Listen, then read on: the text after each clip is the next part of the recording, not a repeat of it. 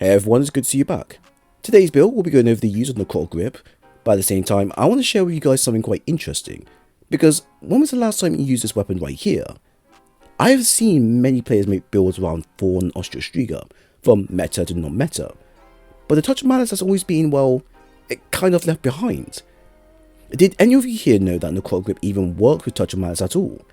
If not, don't worry about it, and I'm going to show off a build that uses 2 strongly throughout the whole build, while also offering a nice way to blind everything called bias. For this, we need to start with the Exotics overview.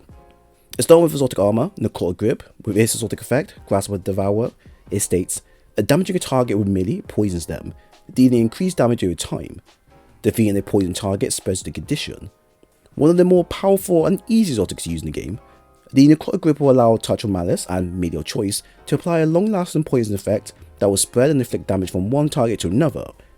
I chose this as I wanted to see how well Touch of Malice interaction with the exotic would be, and whether it's something worth investing over time.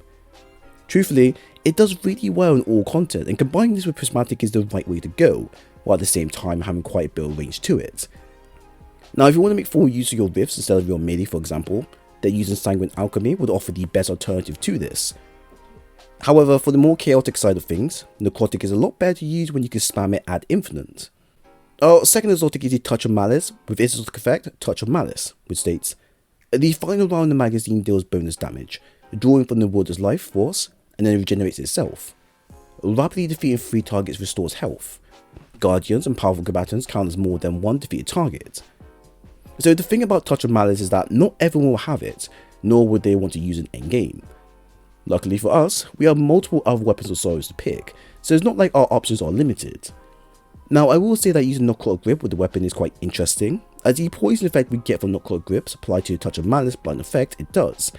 This effect will blind, poison, and also garner ionic traces, which I think is due to trace evidence seized on mod, which is a interesting find.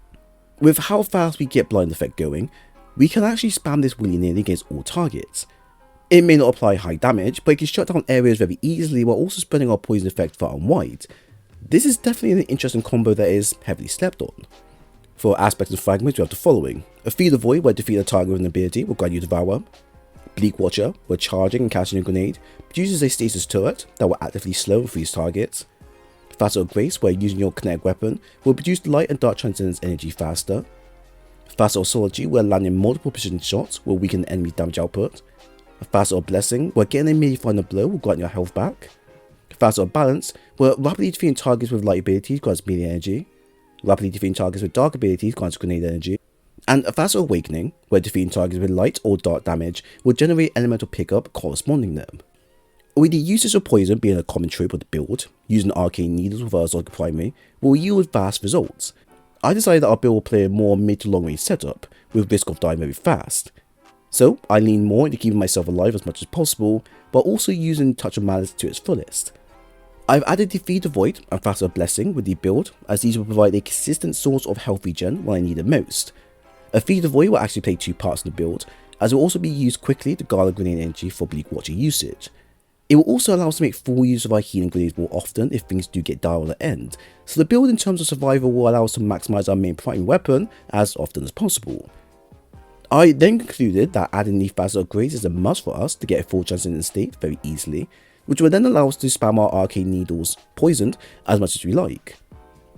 Lastly, Facet of Solitude is generally useful as we're using a weapon that has a high precision damage over time. However, I was debating if adding Facet of Dawn would have been better, as we can get Radiant more often, which would benefit us with the extra little damage. You generally have 2 choices when picking the last fragment, and it will all depend on what type of playstyle you wish to play. For the mods and stats, we have both Resilience and Discipline marked with the highest priorities for the build. Recovery will also be supported in the build through additional means, while melee is being left to melee perks and few mods. Resilience will have ours at a tier 10 for a 30% damage reduction. Like usual, we have added the Concussive Dampener mod for the reduced AoE effect placed on us. Considering our build will be playing more cautious at time, you don't need much personal defense outside of the few mods here and there. A Discipline, we have ours at tier 10 for a 1 minute 1 second cooldown via healing grenades. While healing grenade is ideal for such a build, the main purpose of healing is to convert it into Bleak Watcher on demand. Ideally, if you can lock down enemies as soon as possible, then my main primary will have a much easier route to delete enemies. So the grenade of choice will have 2 functions that will be suitable for ad clearing and survival. Now, the additional mods. These should help bump up our other stats so we can keep a relatively smooth cooldown across the board.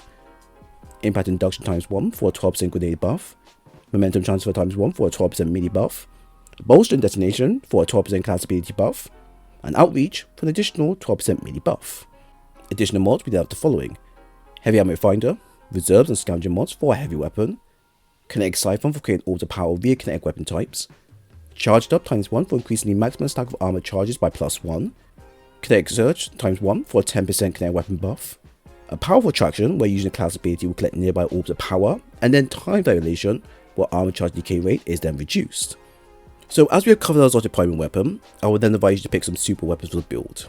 What I recommend are all optional, so please keep this in mind. Our second primary will be the Noxious Vetiver with Pugilis and Desperate Measures. While we will be relying on Prismatic to use our melee a lot in the build, I believe having a secondary option available to build up a melee fast will allow us to use them much more often. The following is fairly easy to get, and since it's Arc, it will work alongside the Arc seasonal mods we have in hand. On top of that, it will also work with Facet of Awakening if we use it in rough times, so that extra source of ability energy for us will be handy nonetheless. Also, look out for the one that has Jolting Feedback as the final perk, as that will be much more handy than the Desperate Measures over time. For a heavy, we have Song of Earut with Rewind Rounds and Target Lock. As this is locked behind the raid, it may be best to get the Swarm instead, which can get similar rolls as Song of Earut, but not by a lot.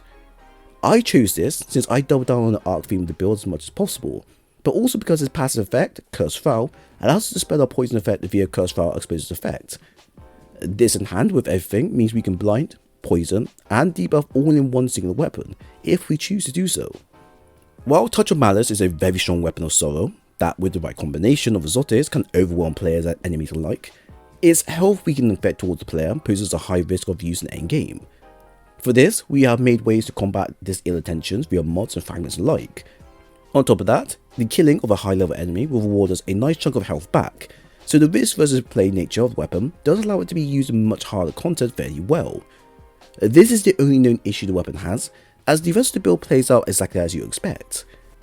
The strong capability of poisoning multiple enemies at once with Necrotic Grip and Arcane Needles is an incredibly fun rendition of pure, unadulterated violence on a large scale. In layman terms, you will be using your melee a lot in the build, build up fast damage and spread it across multiple enemies at once. This would then be followed up with our arc weapon of choice, who will be relying on applying additional debuffs towards enemies we need to hit, such as blind, weaken and gaining ability energy back. All of these in hand allows us to shut down multiple enemies of all types, except for the bigger named bosses, who require a bit more firepower than normal.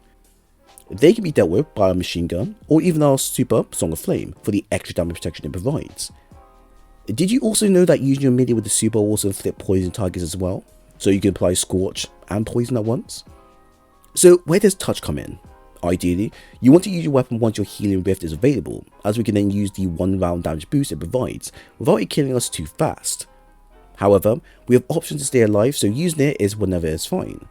Ultimately, we want to get our charge with Blight effect going as much as possible, as not only will it blind targets, but this is where we're spreading our Necrotic Grip's effect as well upon impact. This is very easy to build up and spam, and quite honestly, it would do you good to do so as soon as possible, as you can get IO traces via the Trace Evidence seasonal mod. Overall, the build is perfect for those who aren't afraid to lose a bit of health over time, while getting a slightly bigger buff in the end. While it may not be poisoning everything left and right and centre like Thorn Nods to your Striga would, it still does an incredible job in endgame, whether you're familiar with Touch of Malice or not. Give this a try if you have the time, and perhaps add this to your collection while you're at it. So there we have it. I hope you all enjoyed the build breakdown. If you have any thoughts on content shared, then please leave a comment below. But if you enjoy the content and want more of these videos, then leave a like and a sub while you're here. A dim link for the build is located below in the pin section, and I do advise you to check out my playlist for more. It was great sharing today's video with you all, and I hope to see you again soon.